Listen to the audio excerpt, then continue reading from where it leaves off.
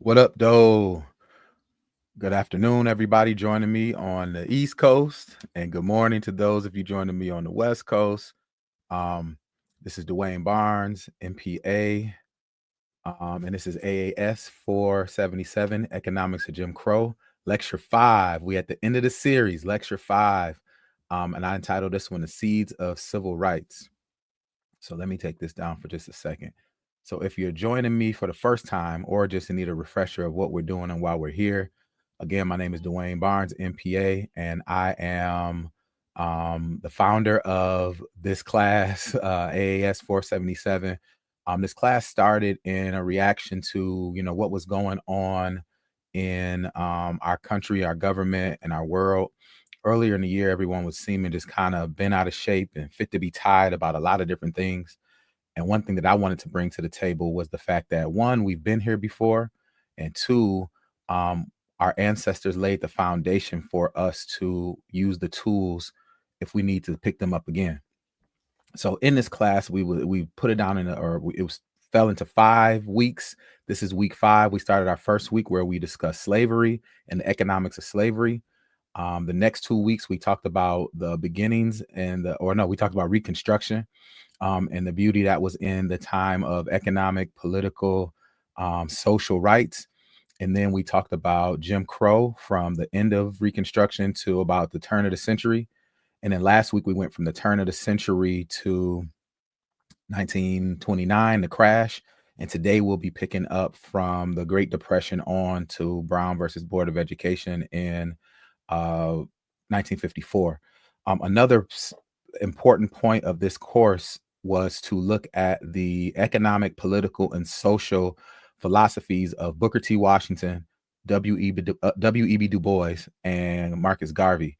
And that's been a theme throughout our entire work. So we've been looking at everything through history, through the lens of Garvey, Du Bois, and Washington. And so today we're going to do a final analysis of their perspectives and where they stood, kind of see where you fall, and then have an opportunity to go further in our discussion moving forward as we think about, what the next steps are going to be. So specifically today, as I mentioned earlier, I'm going to add this back to the stage. We are going to share some objectives for us. So far, our objectives for today is to analyze the Great Depression, the Great Migration through the lens of the Great Depression, World War II, the post-war boom, early civil rights, ending with Brown versus the Board. We're going to look at the New Deal and Black influence and how we, maneuvered through the Depression with highlighting figures like Robert Vann and the Pittsburgh Courier. We're going to look at labor and military desegregation through the lens of A. Philip Randolph and the work that he did with the president signing Executive Order 8802. We're also going to look at World War II through the lens of the migration and jobs, but also through the Double V campaign, and we'll talk more about that. We'll look at urban growth and Black political power as we migrated west and north, specifically in cities like Detroit and Los Angeles. Last week, we looked at Chicago and Harlem. So we're going to take another deep look into those things. We're going to talk about the post-war boom and early civil rights, specifically looking at Jackie Robinson and the Negro Leagues, and then Thurgood Marshall and his victory and their victory in Brown versus the Board of Education.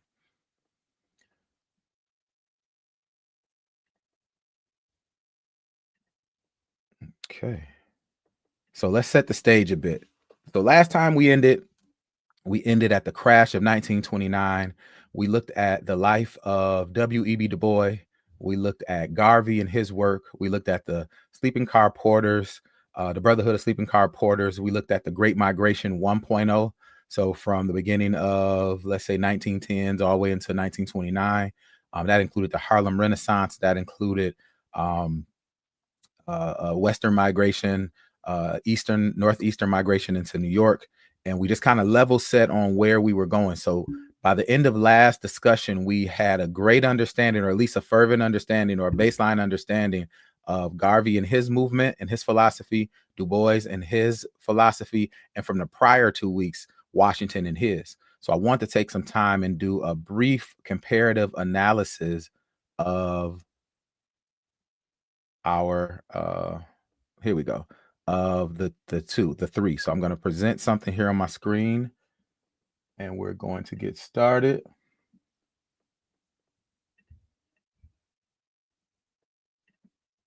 All right.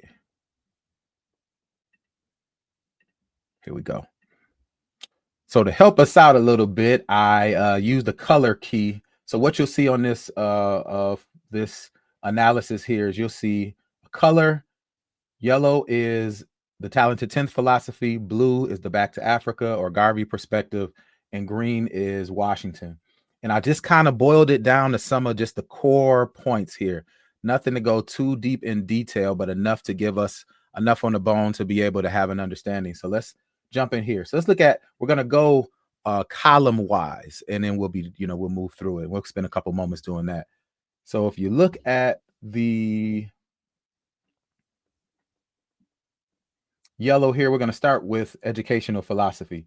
So the talented 10th, as we know, believed in higher education, the importance of a classical liberal arts education, not just the vocational education that WEB that Booker T. Washington believed in. The Back to Africa or the Garvey movement, they believed in both the industrial and the vocational, or the industrial, vocational, and the liberal arts education, because you saw they had, pilots, or not pilots, they had shipmen, they had lawyers, they had doctors, they had writers that all were a part of the Garvey movement. And as you look down into our W, it is W for Washington, but for Booker T. Washington and the accommodationist perspective, heavily influenced by industrial education, vocation, and having a means by which to understand the work that you're doing. And that was, in a nutshell, where they all stood on their educational philosophies. As you look further into their economic philosophies, you're going to see a lot in common here. The talented 10th philosophy was around economic self-reliance as well. African Americans owning and empowering business in their own communities, but they also wanted the ability to use that skills and services in an integrated society as well. And we'll talk more about that as it relates to civil rights. Du Bois supported documenting existing Black-owned businesses, visiting other communities, and to inventory stores, factories, etc. So we understood that we had to have our own because Jim Crow was the law of the land during that time, separate but equal. So we had to have our own. The Garvey movement and Back to Africa, self-reliance and economic independence, establishing businesses like the Black Star Shipping Line, the Garvey companies, etc. So it was something about, not only building these businesses, but also providing an opportunity to hire as well. And as you look down to the accommodationist perspective, and this was his strong suit, he truly believed in forsaking everything else momentarily to move forward in an economic perspective. As we know, Washington truly believed that, we'll get to politics when we get there. We'll get to civil rights when we get there. But first, we need expertise of what we're doing and ownership of that. So as you can see, they all believed in economic self-reliance, a lot in common. You thought about civil rights, this is where you started to see a little differentiation in the three philosophies. Talented 10th, they were on the forefront of that. They said, starting in 1900, we want to talk about being elected to office. We want to talk about integration. We want to talk about everything that will give us equal rights in this society. If you look at the Garvey Back to Africa perspective here, and if you're following along, I'm in this first blue box here, you can see that there's a separation that they wanted: separatism, nationalism, you do you, we do us, with the ultimate goal of getting as many people repatriated back to the motherland, because they believed in the unity of our people in America, in the Caribbean, and in Africa, all being centered around getting home in that perspective. And now this was an interesting approach from Booker T. Washington, in that he advocated for a gradual approach to achieving civil rights, arguing that economic progress would eventually lead to greater social and political acceptance. So you had one saying, we want to move on it now. That's W.E.B. Du Bois. Garvey, more of the mind of we need to separate, be in a nationalist place and find our way up out of here. Coming from Jamaica, I can understand his perspective there as well. And then Washington wanted to foster cooperation between the two, thinking that there is mutual economic and mutual political ties that you could build in that regard. Now, finally, as we go over, or second to last, here in the leadership and service. Again, Du Bois and the Talented Tenth philosophy said, they were expecting the Talented Tenth to dedicate themselves to serving the broader African American community and working to uplift the entire race. In this same leadership, back to Africa and Garvey perspective is more of a radicalized pride and a racial pride and the dignity of people. So we led through dignity and pride in our own communities. And then when you look at the accommodationist or the Booker T. Washington perspective, he urged African Americans to temporarily accommodate and use segregation and discrimination or to temporarily accommodate segregation and discrimination and focus on developing skills and building their economy and building their communities within themselves. And this is the last one, and I put this in here for kicks, was Du Bois a talented 10th, and was he a Pan-African? Yes. He died in Ghana. We all know that Garvey was a preacher of the perspective of Pan-Africanism. And later on in life, and even during his life, we saw that Booker T. Washington was invested in Pan-Africanism as well. He would shelter people coming from the motherland who needed help. He would send money back. He would do so much for the Pan-African cause. He just had a way where he's had to do something in public and another way in private. So in short, that's a quick analysis. And of course, we can go knee deeper into that. But that's just a quick analysis of the Garvey perspective and the W.E.B. Du Bois and the Washington perspective as you look at a comparative analysis. So that analysis is needed because one, that's the whole reason we were doing the course. So now you can, one, identify where you are or what mixture you are. Two, get to work in planning your work the same way they did. And then three, find the community that you fit most with. I think one of the problems is I could be a Garvey person and I want to go with the Talented 10th, or I'm a Talented 10th and I'm trying to convert the accommodationist perspective. But you need all three moving forward. And in the process, you're going to need everybody in that process to move our people together as a whole. So let's take a look here and move forward to our topics for the day. Again, we just did our analysis of what I call the Three Kings philosophy. We're going to move forward into the Great Depression, down into World War II, look at post-World War II, and then move into Brown versus the Board of Education, just in as a 30,000-foot view. So the second migration, so we're talking about 1929 and 1939, and I'll even say from 1929 to maybe where we'll stop 1954. Migration was a very interesting thing. So during the Depression, migration kind of slowed for our folks. It wasn't a lot of opportunities north. It wasn't a lot of opportunities south. So you kind of had to maneuver the way that you were doing. But as you moved into some of the wartime demand, that's when migration pushed a lot more. And we saw some of the numbers, and we'll look at that as we move forward. So the Great Depression was such a damning time for America because we were coming off of the Roaring 20s, the 1920s, and we found ourselves after the crash of 1929 in a depression worse than we've ever seen. So for this depression, there were a lot of interesting political and policies or political ties and policy that was going on during this time that really allowed for the country to move forward. And by virtue of that, Black folks to move forward as well. So if we look at just a quick timeline of what that looks like, Black Thursday right here, the stock market crashed and when investors sold 16 million shares. 1930, the Dust Bowl drought began in the southwestern Great Plains. In 1931, the banks collapsed and there were food riots. As you move forward to 1932, Franklin D. Roosevelt was elected president, beating Herbert Hoover.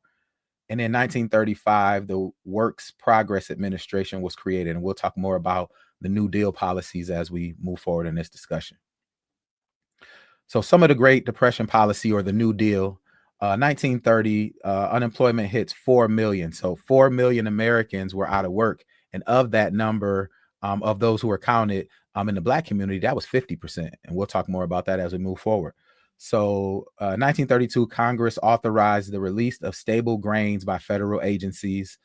1933, the Civilian Conservation Corps, the Agricultural Administration, Tennessee Valley Authority, the Federal Deposit Insurance Corporation were all established as a part of the New Deal programs to deal with the land that we have, to deal with the FDIC insures a certain amount of in banks, a Tennessee Valley Authority to leverage what was going on down there around some of their activities. 1943, the Securities Exchange Act, another thing to tighten up the Wall Street, as they were the causes of the dip. And then 1938, the Fair Labor Standard Act. And you'll also see during this time more unionizing, workers' rights were in play, because what led us to this destruction here. So I want to talk about Robert Vann and the Pittsburgh Courier. So during the Depression, there was still a need for news. There was still a need for the black folks were not the black folks. We were still navigating and moving forward and trying to figure out what this new north, or planning to go north, or what opportunities would look like moving forward. And during that time, Robert Vann and the Pittsburgh Courier kind of took the mantle. We learned last session that the Chicago Defender was the big time paper of the early 1910s. But as we move forward, the Defender started to pale in comparison, though still important, to Robert Vann and his Pittsburgh Courier. So as you think about Robert Vann a little bit more in detail, he was a politician, a statesman, a lawyer, a visionary, and what many would call an opportunist. And we'll figure out why as we move forward here. So the rise to power of not only Vann, but the Pittsburgh Courier. So this was a powerful paper. This was the first black paper to go national, basically. It had regional printing done in New York, St. Louis, Chicago, California, 15 regions, down south, Texas. So where the Chicago Defender printed locally and shipped, they were able to print and provide regional. So it was regional news, but also what was known coming out of the Pittsburgh Courier. In 1933, he was appointed an attorney general by President Roosevelt. So one thing that Robert Vann, we talked about him as a opportunist. So up until that point, blacks stayed with the party of Lincoln, the Republican Party. But at that point, it was a clear kind of delineation between what they wanted to do moving forward and where maybe some opportunities were. And as migrants went from the south to the north, they were looking to find different power centers to navigate. And so to do that, Robert Vann said, hey, we need to get with the Democrats. That's the party of the future. That's where we can find some power. Let's kind of do that. And in doing so, Roosevelt got elected. And with the help of Robert Vann, he ended up getting appointed as Attorney General. So you're talking about a powerful player. We're talking about somebody that wasn't just, another black press paper editor doing his thing. No, we're talking about a statesman, somebody that's, going to the highest level of our government. I would say that was very Du Boisian of him, but then also very Garvey and very Washington of him, that you got your own paper and you're navigating it that way. So you see how these philosophies start to kind of coalesce around a lot of interesting ideas. So also, this paper was a big deal. So you had contributions from some of the best and brightest in our community. W.E.B. Du Bois would do some commentary work. Garvey would do some. George Stryker, who was another big writer. Zora Neale Hurston would find her work in there as well. So you're talking about a paper that not only was a mom and pop, but was a national organization or a national operation, and had the firepower to get a lot of different thoughts out. And another unique thing about his work, and we'll talk about it moving forward, he provided a lot of interesting perspective. He wanted this paper to be one that was a bit more well-rounded, but still was centered around Black and African-American issues. So, the way they did that is the paper was known for carrying a lot of various issues. So you had, as an Indian sees it from an Indian, a Native American perspective. African speaks from, you would have writers from the motherland or people who immigrated here or migrated here and ended up, wanting to share perspectives, how they saw it. White man's view. So you had that in there as well. And so at its height, you had 15 columnists, the most of any paper in our country. And at its height, the Courier had a circulation of 2 million. So if looking at it from an economic perspective, You got 2 million people using this service and paying you to use it. So you're producing a product, you're hiring printers, you're running operations, you have a supply chain, and you're running a big business, and you're not messing around. So we're talking about big business here, and we're talking about, a rise in black press that we hadn't seen before. I'm pretty sure, so I'll say this, and we'll talk about this as we move forward. I was on Instagram the other day, and I followed the Chicago Defender. So the Chicago Defender is still in play. Pittsburgh Courier, I'm not sure. What I will assume is it's still around, but I'm not sure if it's in heavy rotation. It may be something that we have to revisit moving forward. So as we think about, as we roll our way through the depression, slowly but surely through the depression, we started to move forward in this pre-World War II world where um, the itch for war is happening abroad and at home. Germany is making their move, Japan is making their move, and America is trying to figure out how they want to move. Because after World War I, they were saying, you know what, we're not getting involved. We already did what we had to do. We're not going to move forward in a worldwide space again. We want to focus on home and handle it that way. But the depression was heavy, and things were happening worldwide, and we had to kind of maneuver forward. Herein, steps in, our good friend A. Philip Randolph. And as we know, A. Philip Randolph was, we talked about him last week because of one, his work with the Brotherhood of Sleeping Car Porters, becoming their president and unionizing them. And then also his critiques that he had of Garvey and his perspective. But this week, we talk a little bit more about him as an activist, an organizer, and a negotiator. So, born in Jacksonville, Florida, to a child of a minister, he migrated from Florida to Harlem in 1929. Seeing how unionization was going on and seeing how things were navigating political powers, he wanted to be a part of it as well. So he found his way in those circles, and in 1925, he became the president of the Brotherhood of Sleeping Car Porters and eventually unionized them with the railroads. And we talked about that last week, and the rest is history. But as we move forward and we think about the 30s and the 40s and the things that got us to Executive Order 8802, like I said earlier, during the Depression, it was tough. African American unemployment was 50%. Typically the last hired and the first fired, because work was at a premium. It was a lot of discrimination, and in the organizations and outside of these businesses where people were thinking, you're getting this spot when I need it. You're not even from this place. I'm from here. All these kind of things going on. But there was an opportunity. We started to see national defense spending picking up, and Randolph wanted to end for his people. So to do this, and this is all, as we move, this is, it happened, it took longer than just what I'm saying here. But we saw them plan a march on Washington and say, you know what, let's take it to Washington. Let's present, let's give them an offer that they can't refuse. And so they start planning a march on Washington. And he wanted initially just a 10K, 100,000 black folks, or 110,000 black folks to show up. Now, through the press and through our businesses and through the way that we were maneuvering, and we talked about this during our time together, word got around. NACP and the Urban League got involved and said, you know what, we're gonna give it to our world as well. Let's get 50 to 60K. Let's reach for the field for this one. And so they said, all right, well, cool, let's do it. A date was set for January 1st, 1941. And momentum picked up to where it was an estimated 100,000 people planning to attend, because, it was a call for jobs. We wanted an end. We wanted to flex some of this political muscle. We've been up north. We saw how it's done. We've been down south. We saw how it's done. Let's flex some of this political muscle, and let's figure out what the heck we can get out of this.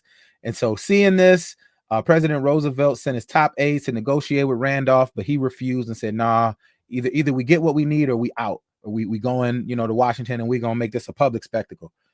And so, Roosevelt conceded, and he ultimately signed Executive Order 8802. So January of 1941, the president issued Executive Order 8802, banning discriminatory employment practices by federal agencies and all unions and companies engaged in wartime and war-related efforts. The order was also established a Fair Employment Practices Commission to enforce this new policy. So this meant two things. One, it was a go for us as far as our contributions to the wartime economy, and then two, um, it's a seed of the civil rights. That's why I call this course the seeds of the civil rights. In that now you have a little bit more on the line. So first it was like, okay, we don't know where we're just moving. We find a job where we can. Now the government is saying anybody engaged in wartime industry, you're going to have to open them doors, and that's what we saw moving forward. So as you look at World War II kicks off, America decides they're getting in, and I'm not getting into the military science of that. That's a different class. We're going to talk about how World War II affected migrants moving north and west for jobs, and the ultimate double V campaign.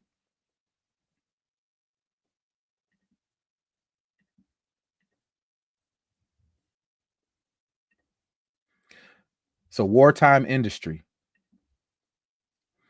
So, we saw the executive order saying that anybody engaged in wartime activities, as far as the industry is concerned, has to start to open up these opportunities. We also layer on top of that African Americans moving north, Midwest, East, and West. So now you're seeing more jobs and more opportunities because factories converted their whatever they were doing to producing wartime materials, weapons, ammo, vehicles, often requiring significant government investment and oversight. So now you have an oversight and you have a means by which for folks to find their jobs. At the same time, you have, a lot of labor force changes. Large number of women and minorities entered the workforce to fill vacancies by men serving in the military, and the increased employment rates. Another thing is we weren't immigrating as many Europeans into the country because that's who we were fighting against in World War II. You started to see a lot of rationing going on. So you saw scarce resources were rationed, like food, fuel, clothing, and the government ensured that everybody would have at least a taste of what they needed, but maybe not as enough as you would, not as much as you would see after the war. You saw price controls, and this was interesting. Central planning, a centralized government agency like the War Production Board in the U.S. coordinated production and allocation of resources to prioritize military needs. So now you have an industry that takes us out of the depression. You have policies that will allow for minorities to find opportunities economically, and then you also had an economy where you needed all this to come together. So it was kind of the best of both worlds moving forward. Now, as we know, the best of both worlds only happens for a moment when the interests are aligned. So as we talk about the double V campaign, World War II was another opportunity for Black men and women, as we saw in that Tyler Perry movie, to show this country that not only are we Americans, but we're willing to put our blood, sweat, and tears into the system as well, as we did in the Revolutionary War, as we did with the Civil War, as we did with World War II, and where we are now in World War I, and where we are now in World War II. So the Double V campaign was one of my favorite campaigns during when I talk about the World War, because it meant two things. It meant victory abroad against Germany, Japan, and the Axis, but also victory at home against Jim Crow. Because, in this time, we are in a war and we're in a government and we're fighting side and side with our countrymen who still see us in a separate but equal capacity, who still sees us as 3/5 and less than. And so we're fighting two wars at once. We're fighting a war against them, and we're fighting a war against our own country for equality and for personship and personhood. So this Double V campaign became a big part of what boosted the morale of these folks that got these jobs now, and these soldiers that are going abroad. And the Black press really did a good job of highlighting the dual needs that we were serving during that time. So James Johnson was the author of this, and this wasn't like a CEO. This was, I believe, a janitor, I believe a workman, who said, this is a double V. We want two victories: a victory from without, and that's overseas, and a victory from within over Jim Crow. The Black press picked it up and made it the Black call to action. It became a logo. It became a slogan, a song. It became in our clothing. Women would wear double V's in their hair. The baseball teams would have double V on their arms in the Negro Leagues. It was everything to us because it meant that we still, as we were fighting for the larger picture, we still wanted the other picture to get clear as far as what was going on at home around segregation and inequality. The message was uplifting to our soldiers during for all what they were facing, because we were here having some of the conversations. They were overseas dealing with some of this. And while, some African Americans were able to fight with our American forces and pick up guns and do things, a lot of our action came fighting with our allies in Europe, to say we'll use them and we'll let them hold guns, we'll let them do this, we'll let them do that. Because even our world famous Tuskegee Airmen were known for escorting pilots through tough times, and not even having a chance, really get it popping as much as they wanted to and as much as they were able to. But back to the Double V campaign, it caught the attention of the U.S. government and our good friend, and I'm saying that tongue in cheek, and I never want that to be misconstrued. J. Edgar Hoover was put on it, and he wanted to ban the black press and try to sue them for or get them accused of sedition and treason during wartime. And he wasn't the only one. Some people in our community said, you know what, this ain't the time. We're fighting the big fight. This ain't the time for that. Our men, our boys are over there. Let's not muck it up for them worse than what it really is. So John Stack from the Chicago Defender was summoned to Washington to talk to officials and understand and to share and to be reprimanded about this meeting. Well, when he got there, he stood strong and said, you know what, while I do understand where you're coming from, this is a central and important issue to us, and we want to be able to explain and show why we're doing this and who we are and why this matters. Ultimately, without going into all the details, an agreement was reached not to escalate the Double V campaign. And, we'll say, yes, sir. Okay, yeah, sure. While we still write about it, while we still, promote it, while we still do the things that we have to do. And, they wouldn't stop the black press from reaching their troops, because what was happening, ironically, as we were fighting in Germany, who were burning, Jewish books, our books, and I'm saying books as far as our black press, the Chicago Defender, the Courier, etc., was being burned. While we were fighting for freedom abroad, our freedoms were being limited here. And so newspapers could still get through. We decided to, to kind of double conscious that perspective, and times kind of move forward. So the Double V campaign was still to let our country know that, yeah, we're fighting for us, but we still have another fight that we have to fight here. And the same fight was happening every day. Soldiers having to fight soldiers and from the same country, because they didn't think people should have or be or do different places. Because again, America was a separate but equal was the law of the land. So you had a very interesting kind of dynamic between fighting abroad and fighting at home. And the Double V campaign was something that showed that. That theme song was great. Yeah. All right. So let's see where we are as we move forward. So now we think about what was going on in our in the Great Migration. Let's see here. Here we go. The Great Migration. Now we're in phase 2. And we're calling it phase 2. Phase 1 was when we talked about Chicago and the porters who helped move us there, New York and Harlem. And now we're talking about phase 2, where we're talking more centered around West Coast and Midwest. But now we're talking about Seattle, Oakland, Portland, and we're really going to center with LA and Detroit.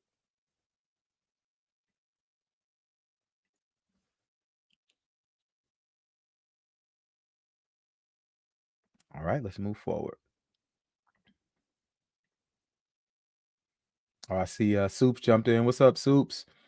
So in short, the transition to Los Angeles was very interesting. You have people coming from the plantation going out to the beach. So just like migrating to New York, you went from down south where you never seen all this kind of stuff to an urban mecca as far as cityfied and city folks.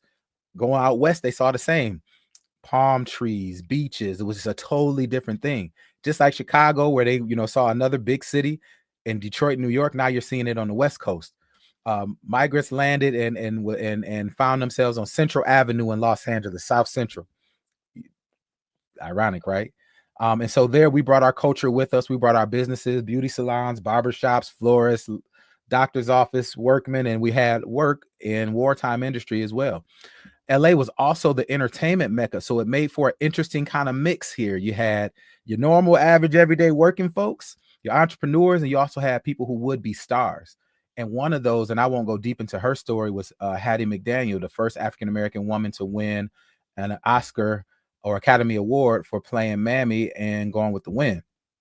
And so you had such an interesting kind of dynamic out there. And when you got out there, it was a lot of overcrowding. It was, the West Coast and Cali wasn't ready for all these black folks. And so you had issues around housing, you had issues around place and space, where you could live, where you couldn't live. That led ultimately to a couple cases where the NACP had to step in and use the 14th Amendment to ensure that there were opportunities under the 14th Amendment, equal protection, where you could live. And that's another story for another day. But between 1940 and 1950, migration was setting its foot in both black and white America. Over 2.4 million whites and over 1.4 million blacks ended up migrating north and west, and over 100,000 African Americans landed in LA. So again, overpopulation in cities and parts of the city, because it's always a black part of town. You couldn't just go anywhere you wanted to. You had to kind of still follow those de jure two kind of de facto is segregation or racism or whatever by fact, and de jure is by understanding, less written rules, and we'll talk more about that as we move forward. But limited housing, so you had to spread out. Racial tensions, because you had large groups of people moving into places where they didn't usually live. And from a scarcity perspective and mentality, you saw a lot of that happening. So California, in a nutshell, was the land of opportunity. I remember on the movie Ray, and he was talking about in the 40s during this time when he was found his way into big business. He said, we headed to California, a place where the Negro can spread their wings. Music, jazz, blues, through our arts. Same thing that was happening in Harlem was happening on the West as well. You had folks using their art to not only share it, but to share a political statement as well. So California, down in South Central, and Los Angeles was another one of those. Now we know Detroit basketball. What up, though, to all my people here at home? We played a big role as well. Between 1900 and 1920, Detroit's population grew over 600%, and a lot of that was because of, and we'll get to that in just a moment, Henry Ford and his assembly line, $5 a day opportunities. But when we came up, we were centered in Black Bottom Paradise Valley, where we established over 350 businesses. In 1943, there was some race riots happening out in Belle Isle, and that full story, I don't want to go all into that. That's another topic for another day. And so the auto industry boomed in post-war economy. Detroit was the mecca of world industrialization. Henry Ford hit the nail on the head and really got it popping and made Detroit the Silicon Valley of its time. Auto companies boomed, which led to a lot of the post-war boom that we talk about later in our conversation. But as we move forward, Henry Ford's assembly line innovation provided semi and skilled labor opportunities. His guarantee of $5 a day was unheard of. Blacks were able to join unions and move up the ladder in those unions. And while it wasn't, this crystal stair, it was still an opportunity that we were willing to fight for and fight through. And the effects of that was the middle class grew, the black middle class grew. Entrepreneurs, ministers, undertakers, doctors, lawyers, you name it. We bought homes, we educated our children. The economic and political mobility was showing itself, and the political power was growing as well. So around the country at this time, Black folks were getting elected because we were in districts where we could have concentrated power. We were growing in union membership and leadership because it was concentrated opportunities. So while it was never a perfect thing, it was never the best thing, we made the best out of the bad situation. I don't remember what movie it was, but they said even in the promised land, you still got to work the land. So that's what we were able to do. It was never about our ability to work. We worked for free for hundreds of years. We dealt with the blows of losing rights. We picked up and put our families up to find job opportunities, never for a handout, never for just a blank opportunity. We were always willing to work for what we got. And these were two examples, as far as LA and Detroit, of how we were able to navigate and do those things.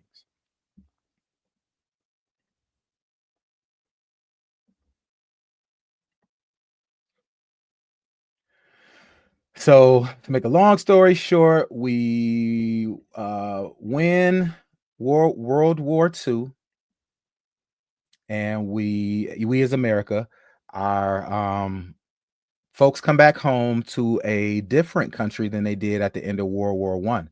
One of my favorite songs, and I'll put it in the wrap up, is "Flying Home."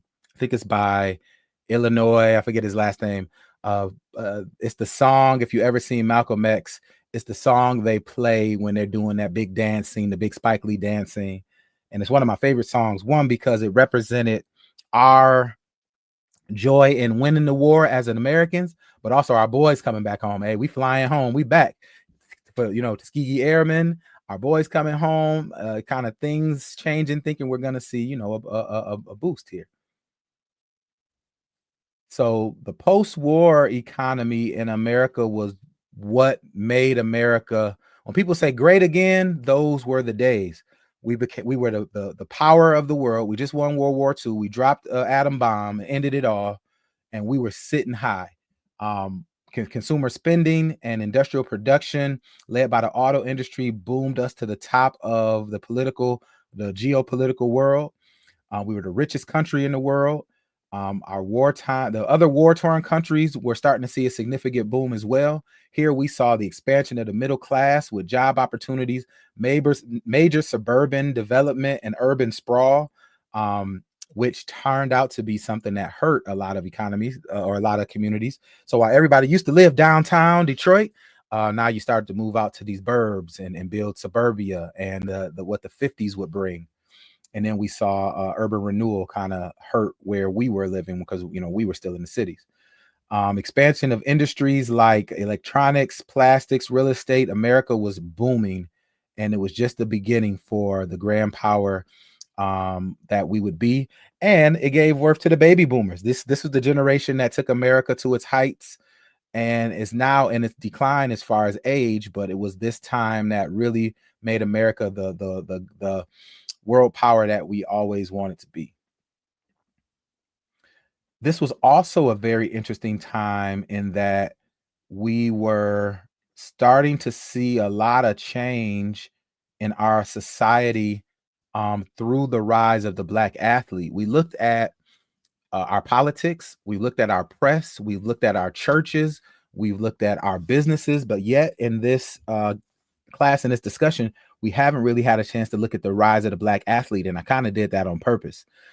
So during the time, you had Jack Johnson, who was the world champion in the 1900s, early 1900s. Again, Joe Louis from Detroit was the world champ during the 20s, during Harlem. Then you had Olympian Jesse Owens, who was, during some very tough times, showing, African-American excellence in Germany, where the Olympics were that year. And so our athletics were always a place where we were able to kind of level the playing field. And coming off of two world wars, as you notice, always those two W's get me. And the migration, the rise of the Black athlete and what it means, especially in this next context, is key to our conversation moving forward. So one way I want to look at it is through the Negro Leagues, Negro League baseball. I found a quote that says, "We proved to the world that we weren't inferior just because we were Black, and they weren't superior just because they were white." So baseball, especially during the Depression, turned to be that's when it became America's pastime. It was the heroes on the field that made America feel good during a time where it wasn't a lot to feel good about. Baseball was then what football in America is today. The biggest athletes, the biggest stories, the biggest thing that you have going. And so the Negro Leagues hold a special place in my heart and in America's heart because of its nature. It was segregated, which America loved at that time, and it allowed for us to build some momentum as we move forward. And a way I want to tell this story is through Rube Foster. So I'm going to jump to this video, and we're going to learn more about Rube Foster and the Negro Leagues.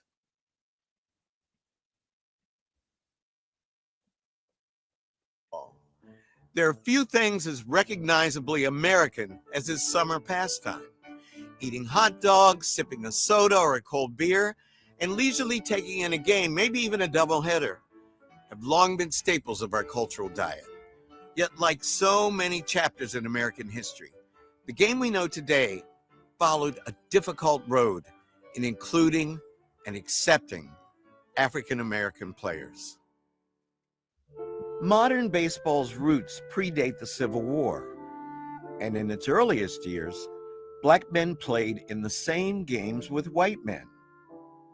However, as separate but equal became the law of the land at the end of the century, an unwritten gentleman's agreement among white team owners transformed the color of the sport.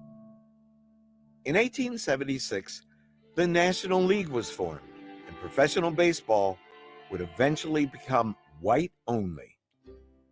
And so as a consequence,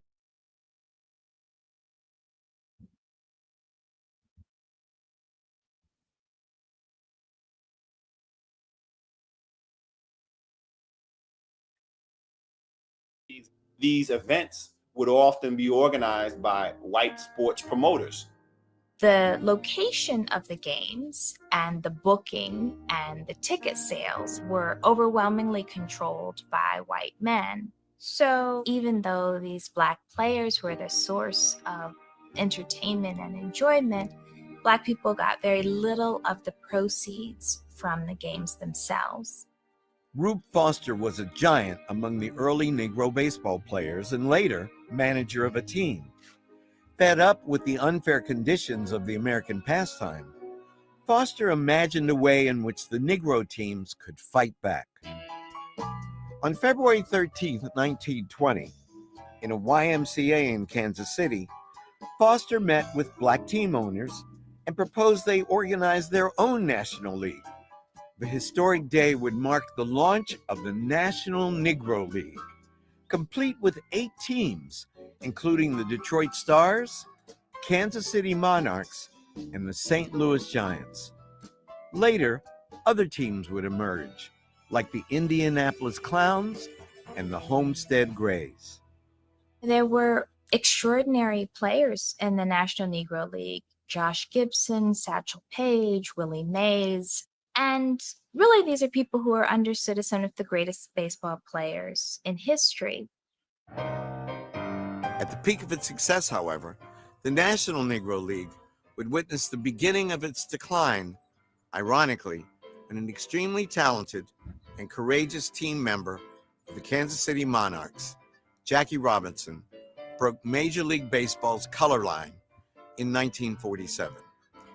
In hindsight, Robinson's historic draft by the Brooklyn Dodgers would be the siren song for Negro League Baseball. Now, 100 years later, it's crucial that we celebrate and honor those pioneers whose labors and talents made it possible for Black players ultimately to break baseball's color line.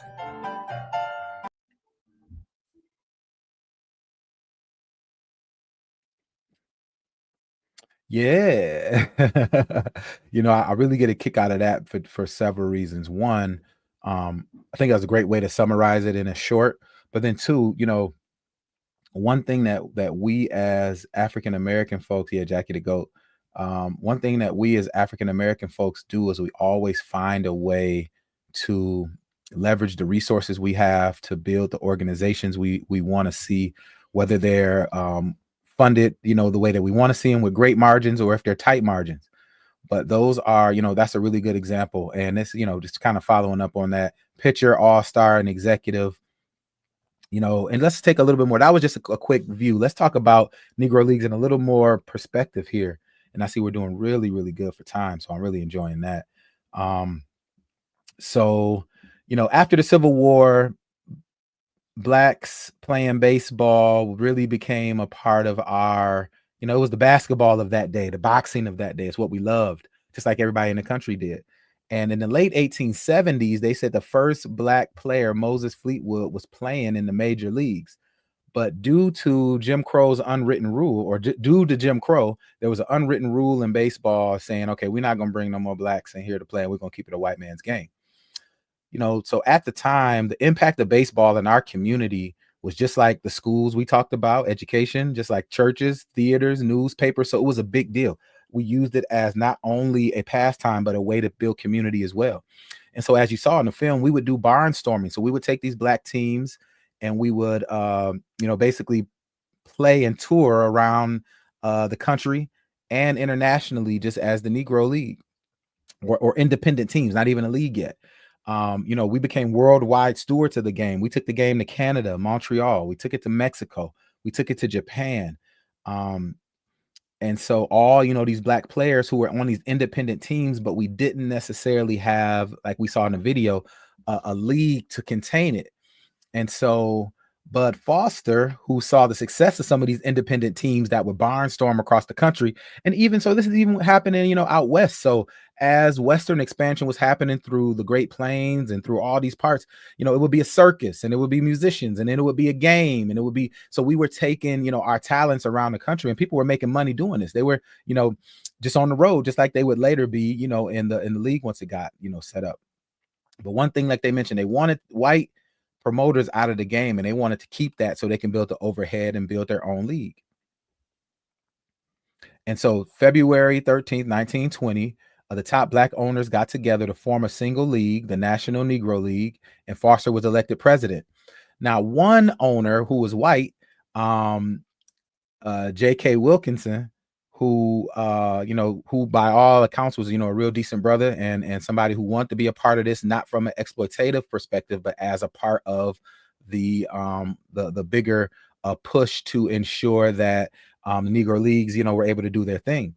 So he brought his access to stadiums, and he brought his team, the Kansas City Monarchs, who was typically, the best team, the Warriors or the Bulls of the day, to be a part of it.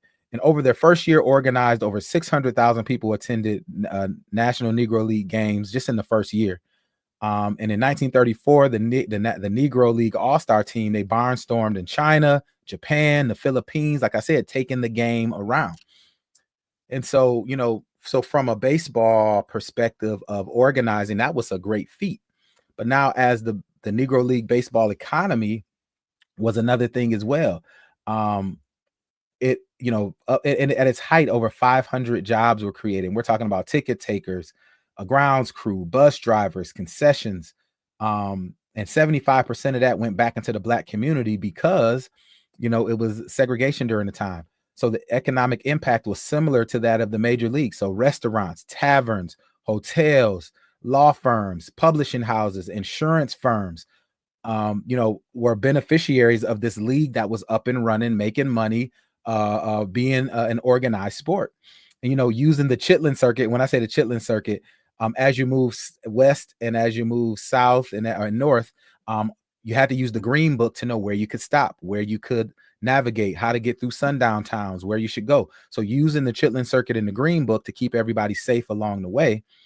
And this is the time where jazz and baseball were going hand to hand. So we're bringing culture, music, jazz, fashion with us. And our players were, same way NBA players are. And we looked at back then, that's what baseball players were. And they were doing during that time. So again, Jackie Robinson, and what is so important about Jackie breaking the color line, and I won't get into all the specifics of how he got called up and all this stuff was happening, but what was so unique for Jackie Robinson, the person and the player, was one, in 1947, he was the first player to play in the majors, but the way Jackie changed America, there were far better players by the historians' view than Jackie Robinson. Far more accomplished players than Jackie Robinson. However, Jackie's makeup and how he was raised and how he was born and his life story made him the perfect candidate to change America. He was from an integrated background in Pasadena, California. He played football, track, and baseball at UCLA. He served as an officer in World War II. And he was also engaged to be married or married. So, it was a perfect blend of attributes to integrate the game. And when he integrated the game, if you saw the movie 42 played by my main man, Chadwick Boseman, you got a chance to get a one view into what that story was and how he had to endure a lot to bring the game to the mainstream. And having him in this game, the significance of it is paramount, because it changed the way that America saw the black man, in that two things. One, he brought the Negro League into the majors. So it's a little bit of that. But then also, this was happening before some of the other civil rights things that happened after, and we'll get into that in just a moment. But also, is his impact just in the game was he won the first Rookie of the Year in the NL. And at the next 8 of the next 9 Rookies of the Year and 9 of the next 11 National League MVPs were players who were playing or had played in the Negro Leagues. So he brought the Negro Leagues expertise to the game, and he opened up the doors to make it easier for others to join as well. So just in history's context, this was a precursor to a lot of civil rights outside of the executive order that we talked about earlier. Jackie Robinson integrated in 47. As you'll see, the military integrated in 48. Brown versus Board, which we'll get to in a moment, happened in 54. Rosa Parks in 62. March on Washington, 63. Voting Rights Act of 65. So this was happening, and that's why I called it the seeds of civil rights, and looking at it through the lens of the black athlete. And while there are other ways to look at it, this is one of them that I think is very unique and a story that we don't hear often. But as anything else, it was a cost of progress for the Negro Leagues. So as you started to see the top players leave, the cachet that the Negro League has started to dim. And while the sports opportunities burgeoned for our top athletes to say, well, I may not have to watch the Kansas City Monarchs anymore, because now I can watch the Brooklyn Dodgers and see mine. I can look at these, I can look at that. So attention went down. And the most important part of it was the economic opportunities that having a team gave, where they would buy their suits, where they would stay, where they would listen to music in the bars, and the black entrepreneurial community started to dry up, because you didn't have to be in Kansas City anymore. You didn't have to be in Detroit anymore. You could go and take your talents to all of these other teams. And so, the rise and the fortune that we had in sending our athletes to integrate the MLB had a unmistakable and a damning impact on our economic opportunities that we had in those black cities and in those black neighborhoods where Negro Leagues were king. So it was always a price for progress, and that's one that we paid.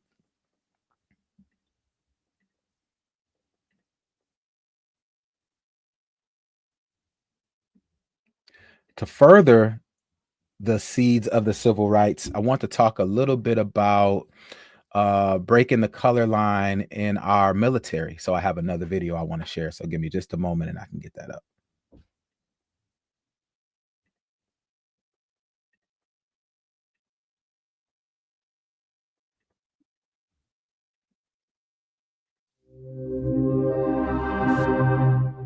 Hello and welcome to History Pod.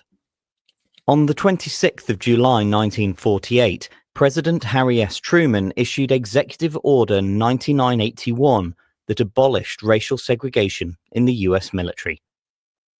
Although African Americans had made significant contributions to the armed forces, stretching right back to the American Revolution, the uniformed military remained segregated throughout the Second World War.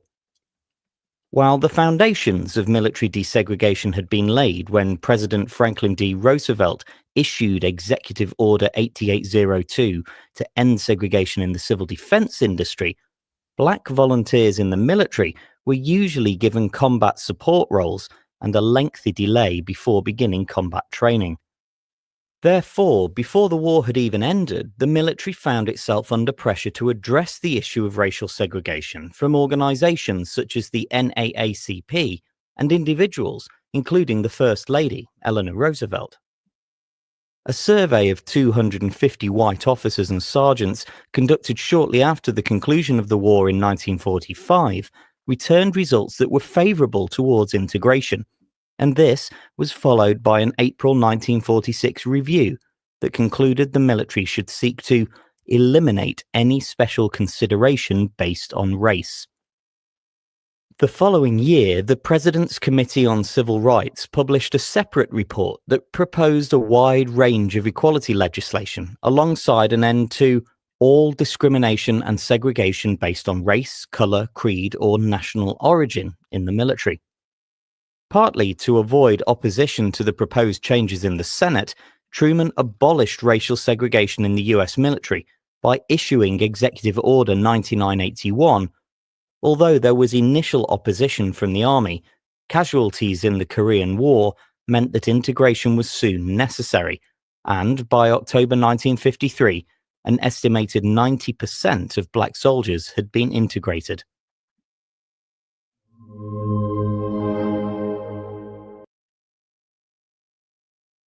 Yeah, so that's, in a nutshell, as we start to look at the seeds of civil rights, we see, executive orders by the president. Kind of ironic because we're living in a time of executive orders by a president as well, that desegregated wartime industry.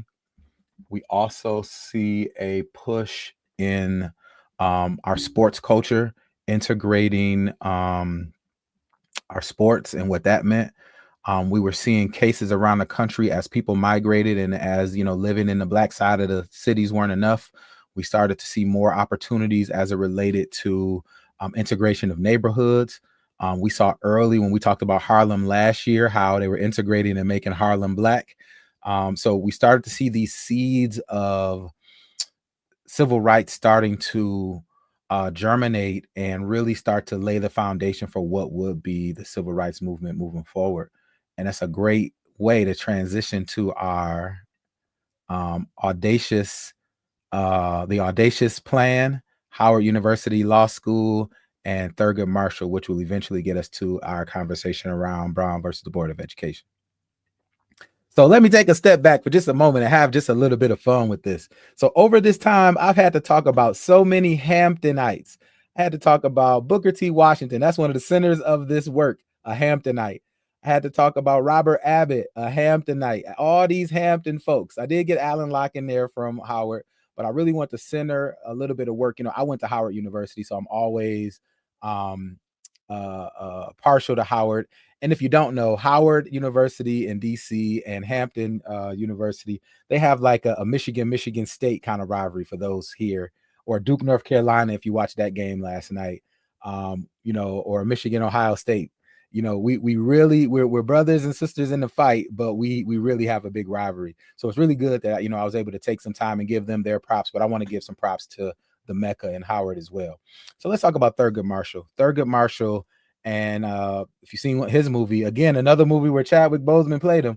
That's what I think about Chadwick Boseman. They made sure he played all the greats: James Brown, Thurgood Marshall, Jackie Robinson, you named them, he played them.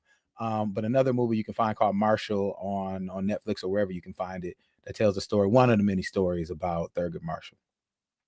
So we know him as Mr. Civil Rights. He's an activist, a visionary, and a trailblazer. And those are just a few things. So let's look at just a quick timeline. Born in 1908 in Baltimore, Maryland. In 1930, graduates from Lincoln University. 1933, graduated from Howard Law, and we'll talk more about that as we move forward. 1954, he argued and won among the team of the Brown v. Board case that ended Plessy versus Ferguson, separate but equal. And then he became the first African-American Supreme Court justice in 1967. So this audacious plan in Howard Law School. So Howard Law School was a very interesting place during the 30s and the 40s. And we'll talk about that as we move forward. So Mordecai Johnson became the first Black president of Howard University, AHU. And one of the first lines of business for him was to revamp the law school. He hired Charles Hamilton Houston, which was a Harvard grad and also served on the Harvard Review. And one of the first things he did was he closed Howard's night school, law school night school, because it was a place where you could go after your day's work and study law, but it didn't have the best reputation at that time. So closing the law school, one, it ruffled some feathers, because that's how some people were going from, having to have a job all day and getting into law, those who will be going to Howard, Black folks. And and it made all of the faculty there quit because I could work my job as during the day and then I could teach at night. Well, it also has some positive impacts. So one of the positive impacts is it allowed for him to hire all Black faculty staff. And it also allowed for them to recruit a top tier level of talented 10th people who would go on to build the law school's reputation and build what they could do. Some of DC's finest lawyers left the practice and came to Howard Law because now they were looking to build one of the best law schools in the country, not just best HBCUs. And so over time, after graduating Howard Law, Houston and Marshall charged by the NACP to go document schooling and how it was happening down south. So separate but equal was the law of the land. And one thing that the NACP did is they used that 14th Amendment and tried to use it in a lot of different ways, in housing and schooling and all these different ways to ensure that if it was separate, then it needed to be equal. And if not, then make it that way. So, Charles Hamilton Houston, he was someone who was a techie of the time.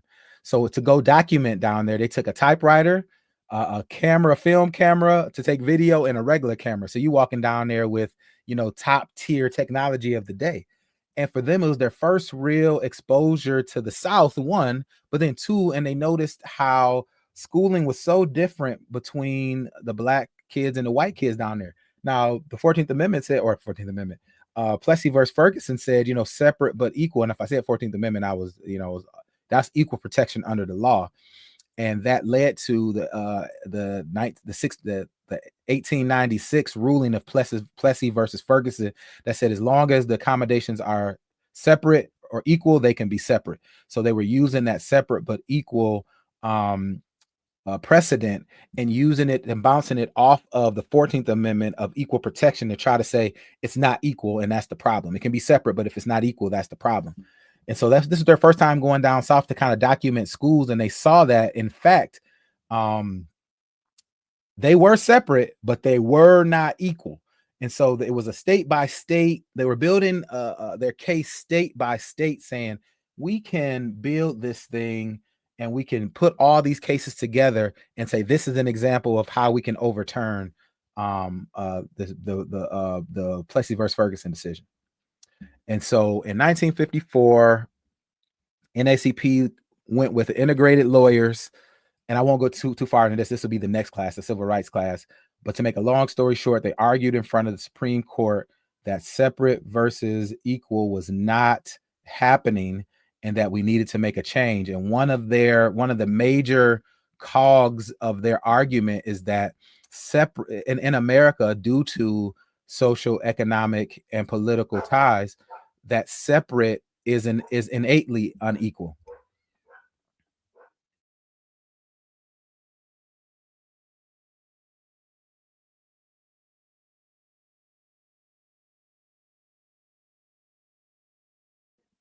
All right, here we go. I had a couple technical issues there. And so the 1954 landmark ruling, case Brown v. Board of Education, Topeka, Kansas, the United States Supreme Court unanimously ruled that racial segregation in public school was unconstitutional, effectively overturning the separate but equal doctrine established by Plessy versus Ferguson. This was this was, the first time really since, Reconstruction where laws and the courts kind of favored on this side of it, but two, it also spurred a huge resistance that we would see we hadn't seen since the end of Reconstruction. So this didn't happen overnight. This wasn't something that was a cure-all. This was the seeds of the civil rights movement to say, wow, if the Supreme Court can rule on this, if a president can desegregate the military through executive order, if we can see all of this integration happening, we can go full bore and get not only the goals that should have come out of Reconstruction, but those that should have come out of out of what we saw in Reconstruction, but those that we are constitutionally given and should be granted. Okay, what to say? It's better than separate and not equal. Yeah, I hear that. And so, let me get this off the screen. So we've come full circle here. This class was centered around looking at the Du Bois, the Washington, and the Garvey economic philosophies as a way for us to look at how would we and how might we navigate a new America where rights that we've been used to having access to, opportunities that we've kind of got used to having on our plate, if they were to disappear, how would we navigate forward? And it's been a talk in our community, how we gonna navigate, how we gonna move forward, how we going. And so I wanted to provide an opportunity to say, look, we can look back at our ancestors and look at what they laid down for us, and look at and pick up those tools and try to get those tools to work in a 21st century capacity. And so everything that we've done, looking at the economics of slavery, the economics of Jim Crow, the 13th, 14th, 15th Amendment, looking at how some of those were taken away by the end of Reconstruction, and looking at how we, said, okay, well, fine, we're headed north, we're headed west, and how we can see now when we get past the World War II, the seeds of what integration looks like are starting to pick up. And for those at the moment who felt that was the political and social economic way to go, things were starting to happen. We've also, and we'll see more as we move forward in the next class, which I'll talk about in a moment, how some of these opportunities to move forward in an integrated society hurt the economic, educational, social, political, and emotional progress that we were making in separate society. In hindsight, it's always it's 2020. So it's so easy to say, well, we should have did, and we shouldn't have did, and we should have. So I wanted to use this course as a way to say, during a specific period of time, given those circumstances, this is what people were faced with, and this is the future that they wanted. We're in a similar position now where we can figure out identify where we stand, what we want, and what we're willing to give up and sacrifice to get those things that we want moving forward. So I want to give a moment just to take a breath, because I said a lot today, and take a little drink of water.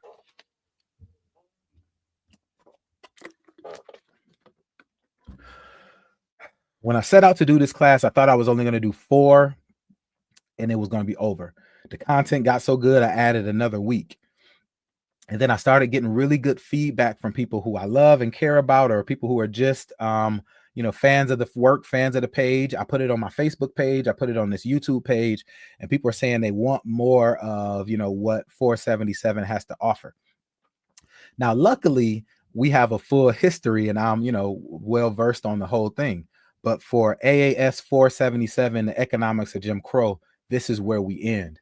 However, we're going to move forward in another 477 class where we look at civil rights.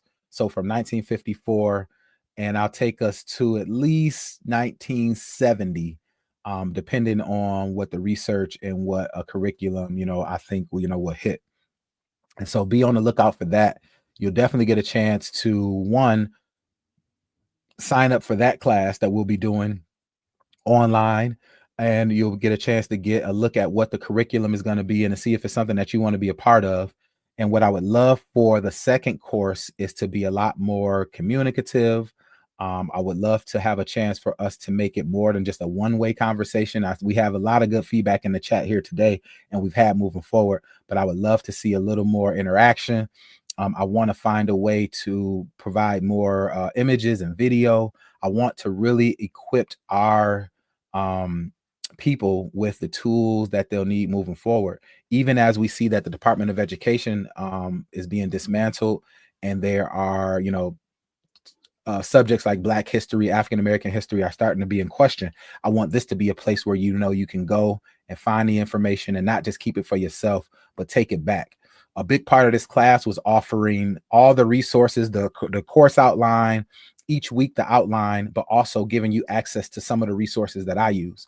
So I'm not gatekeeping and saying, nope, you can't watch this, you can't do that. Nope. Wherever I found the information, wherever I think it's easy to find information, I wanted to share and I wanted to provide. So anybody that signed up for this course, early in the week, you always get a notes where you get the course, the outline, and you see the places where I give you links to find more information, books, videos, documentaries, Google pages, history pages where you can find this information, because this information is very important to have, one, and it's also important to share.